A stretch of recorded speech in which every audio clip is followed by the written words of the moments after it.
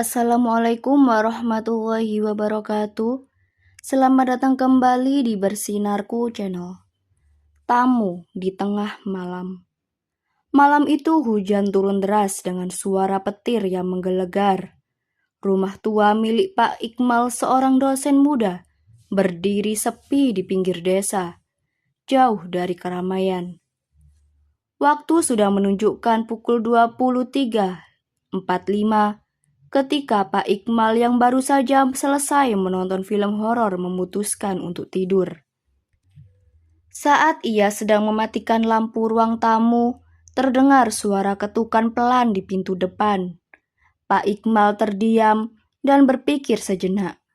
Siapa yang datang selarut ini? Rumahnya terlalu jauh dari tetangga, dan hujan deras seharusnya membuat siapapun enggan keluar. Siapa di sana? Teriak Pak Iqmal sambil mendekati pintu. Tidak ada jawaban, tetapi ketukan itu terdengar lagi. Kali ini lebih keras. Dengan ragu Pak Iqmal membuka pintu. Di depannya berdiri seorang pria tua dengan payung hitam, basah kuyup. Wajah pria itu pucat dan senyumnya tampak aneh. Maaf mengganggu, Nak. Bisakah saya menumpang berteduh? Hujan deras sekali di luar, kata pria itu dengan suara parau. Pak Iqmal merasa tidak nyaman, tetapi ia tidak tega menolak. Oh, iya boleh. Silakan masuk, Pak. Pria tua itu duduk di kursi ruang tamu, sementara Pak Iqmal membuatkan teh panas. Hujan masih deras, dan suara petir sesekali menyambar. Bapak dari mana? Kok bisa sampai di sini malam-malam begini? Tanya Pak Iqmal sambil menyerahkan cangkir teh. Saya sedang perjalanan ke desa sebelah, tetapi tersesat. Untung saya melihat rumah ini, jawab pria tua itu sambil tersenyum tipis. Namun senyumnya membuat Pak Iqmal merasa merinding, merasa ada sesuatu yang tidak beres dengan pria tua itu. Pak Iqmal memperhatikan tangga pria itu yang gemetar saat memegang cangkir teh. Jari-jarinya panjang dan kurus, seperti bukan tangan manusia. Kamar kecil di mana, Nak? Tanya pria itu tiba-tiba. Di ujung koridor, Pak, jawab Pak Iqmal. Pria itu berdiri dan berjalan ke arah kamar kecil. Langkahnya pelan, tetapi suara sepatunya terdengar bergema, seolah-olah lebih berat dari biasanya. Saat pria tua itu pergi ke kamar kecil, Pak Iqmal merasa semakin gelisah. Ia mencoba mengalihkan perhatian dengan menyalakan televisi, tetapi salurannya penuh dengan suara statis. Pak Iqmal menoleh ke arah meja, tempat cangkir teh pria itu diletakkan. Cangkir itu kosong, tetapi tidak ada bekas teh di dalamnya.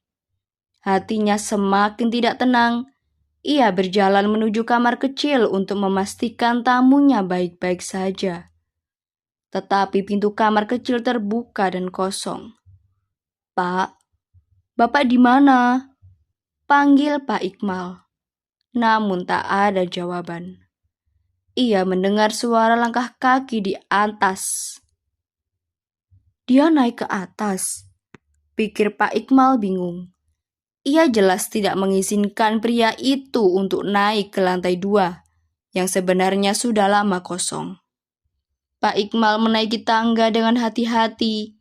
Setiap langkah terasa berat dan hawa dingin menyelimuti rumahnya. Di ujung koridor lantai 2, ia melihat pintu kamar almarhum kakeknya terbuka lebar. Cahaya redup dari lampu kamar menyinari bayangan pria tua itu yang berdiri membelakanginya. Pak, Anda tidak boleh di sini, kata Pak Iqmal dengan suara bergetar. Pria itu perlahan menoleh, wajahnya kini tampak jauh lebih menyeramkan.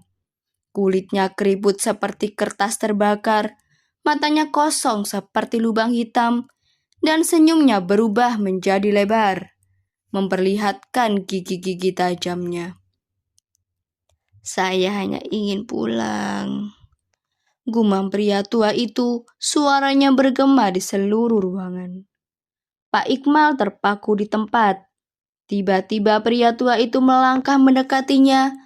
Tangan panjangnya terulur ke arah Pak Ikmal. Pak Ikmal berlari turun dengan panik, tetapi tangga di belakangnya terasa lebih panjang.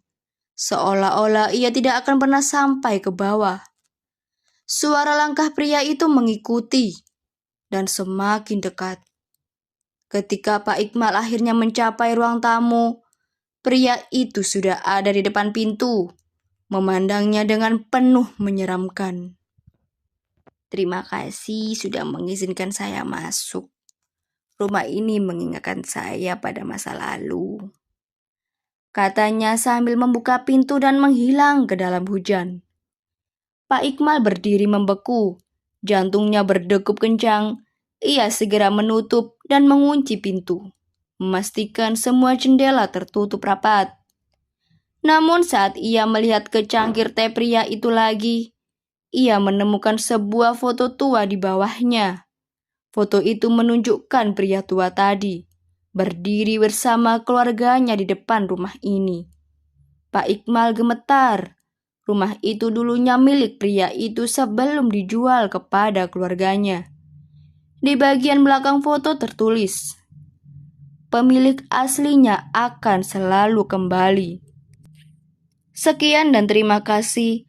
Jangan lupa like, comment, dan subscribe.